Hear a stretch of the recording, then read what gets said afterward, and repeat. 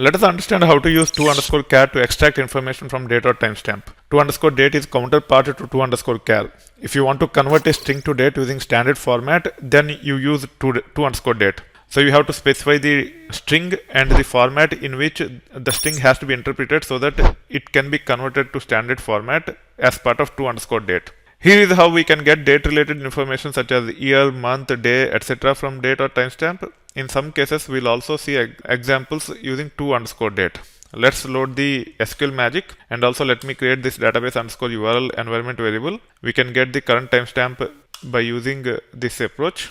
Now let's say I want to get the year part from the current timestamp. This is how it will look like. You can say to_char current timestamp, or even you can specify the hard-coded timestamp, and then you can say YYY like this. It will return 4-digit year.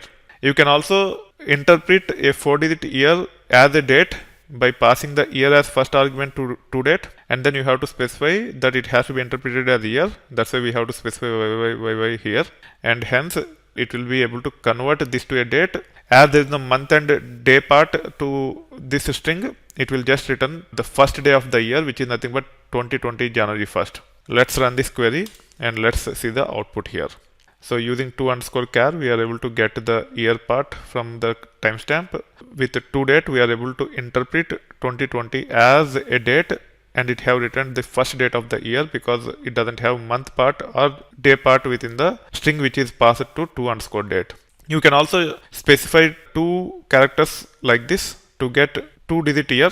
Similarly, you can interpret a 2-digit year as a date by specifying YY like this, and it will give us 2020 January 1st. You can run this and you should be able to see the output. Now if you want to get the month part from the timestamp or date, this is how it will look like. You can say to_char current timestamp or current date or any hard-coded date or timestamp, and you can say capital M like this. It will just return the month in 2-digit format.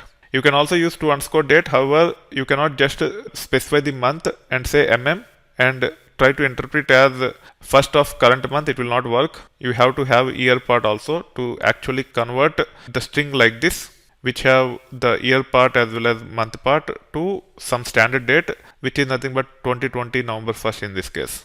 You should be able to run this and you can see the output. So this have returned 11 and this have returned 2020 1101. Now if you remove this 2020 and also YYYY, you can see that it is throwing error.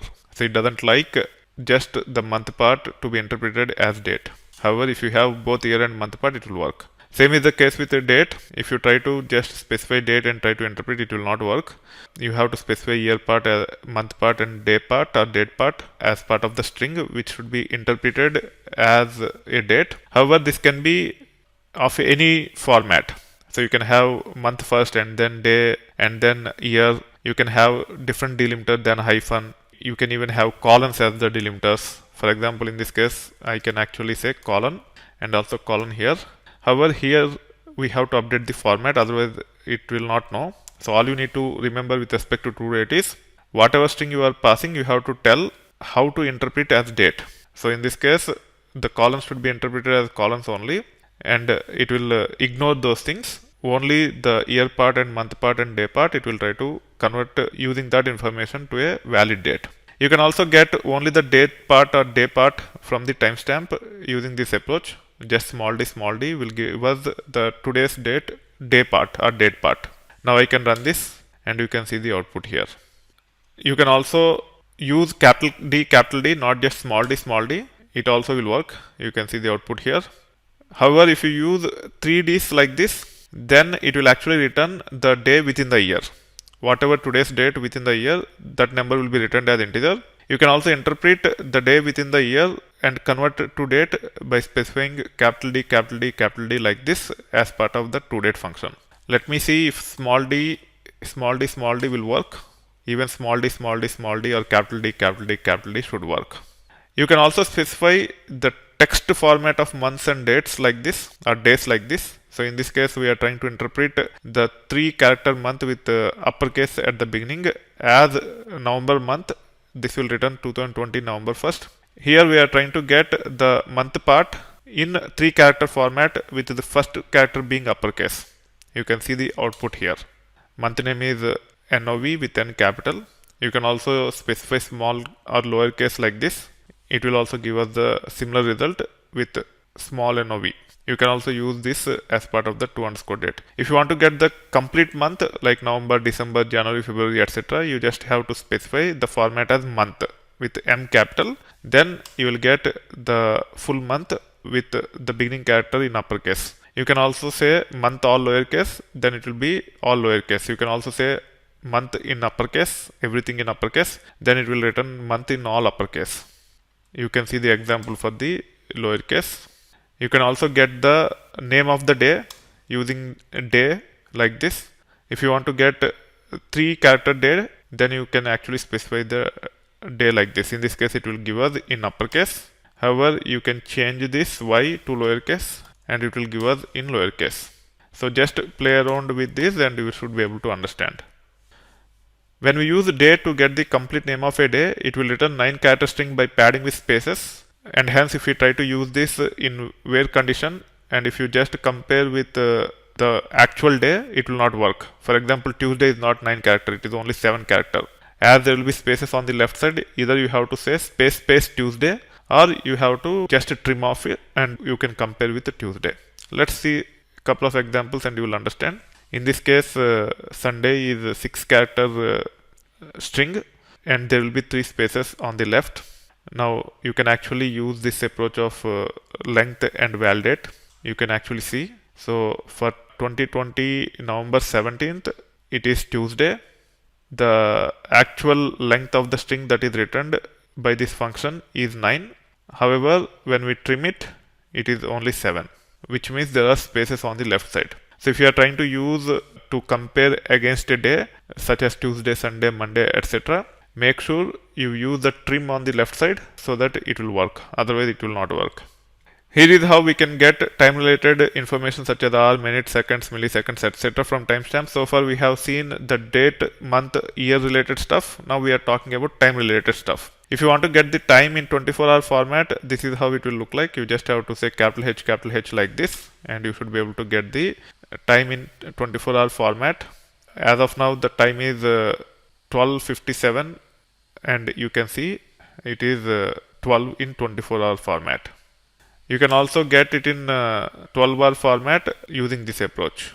If you say small h, it will actually give the time in 12-hour format.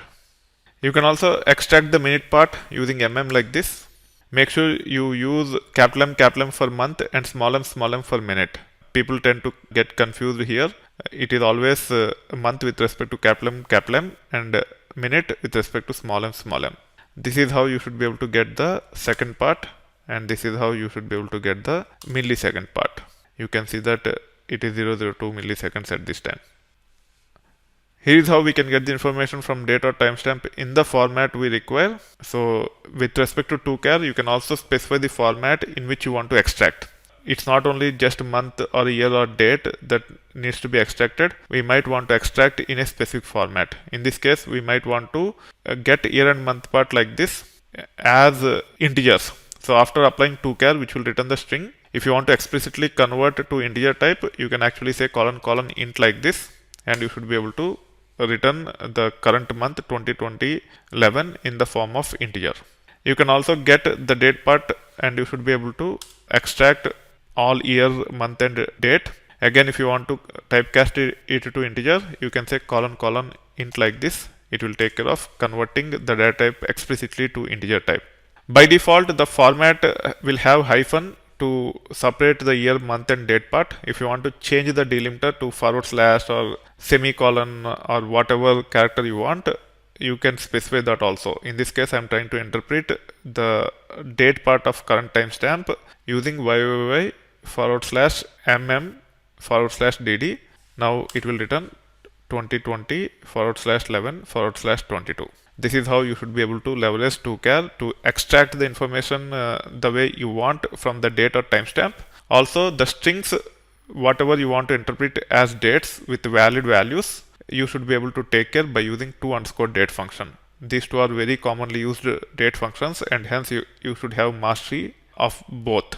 With respect to Postgres, on top of toChar to extract the information, we also have other functions which we'll be seeing as part of the next topic. But toChar and toDate are widely used because they are available in almost all the other databases, and hence I would highly recommend you to spend a bit more time and get comfortable with respect to toChar and toDate.